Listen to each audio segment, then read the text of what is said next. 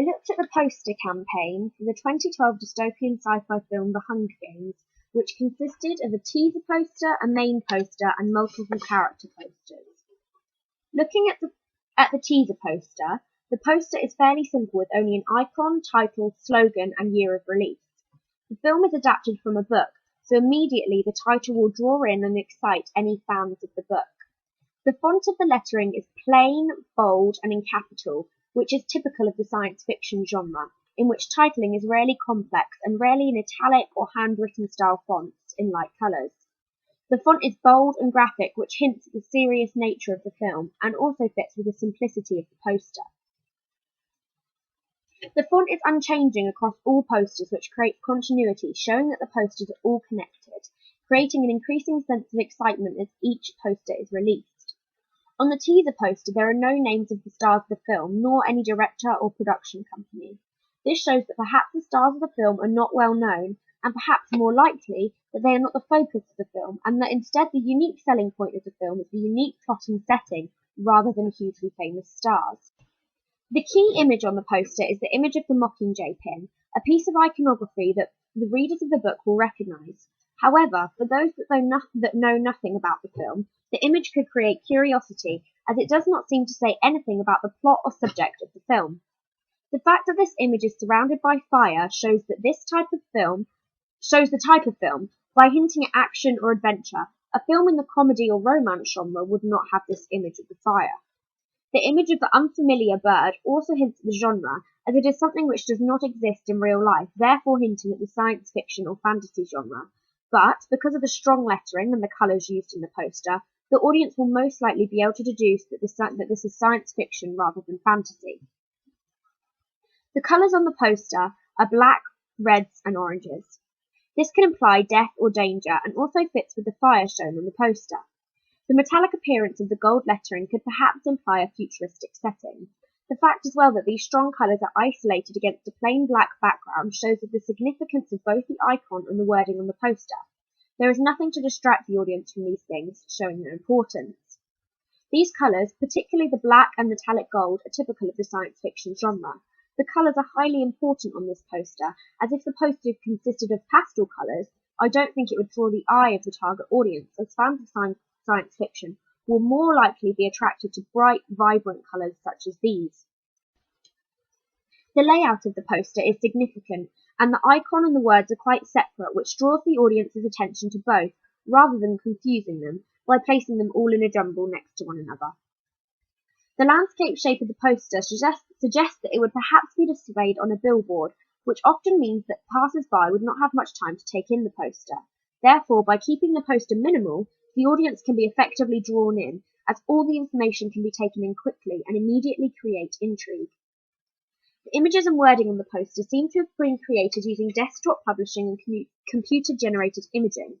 This shows the audience that the film is modern, with special effects, something which is closely associated with the science fiction genre. The tagline on the poster reads, "May the odds be ever in your favour," which immediately engages the audience by using "your," implying the audience is involved. The idea of odds being in one's favour also implies that there is a danger involved in the film, as if there wasn't, there would be no need for odds to be in someone's favour. There is no certificate on the poster, nor is there an exact release date. This creates an air of mystery, something which is to be expected from a teaser poster. The key aim of the poster is to tease the audience and intrigue them and create a sense of excitement. There are many enigmas being presented here, as so little information is given about the film. What is the film about? Who are the characters? Who is the target audience? What are the Hunger Games? I think this is an effective poster, as it is aesthetically pleasing as well as creating a sense of excitement and intrigue. I think that it communicates effectively with the audience by exciting readers of the book and creating curiosity for those who know nothing about the film. I don't think that this poster is offensive in any way, nor do I think that there are any alternate readings which could negatively affect the campaign for the film. A lot more information is given about the film in the main poster. Firstly, the protagonist of the film can be seen for the first time. This gives much more information about the target audience of the film. The girl at the centre of the poster is obviously teenage, which suggests that the target audience for the film may be primarily teens. One could also say that the target audience is solely girls. However, I think that this is contradicted by the fact that a boy is also seen, meaning that the film could be targeted at boys as well as girls. The colour scheme remains similar to the teaser poster, with warm orange and red tones paired with blacks and greys. This continues to show the genre of the film, and also the serious and dark themes weaved throughout. The key images on the poster are of the girl, the Mockingjay logo, the posters of the boy and girl, and the crowd surrounding them.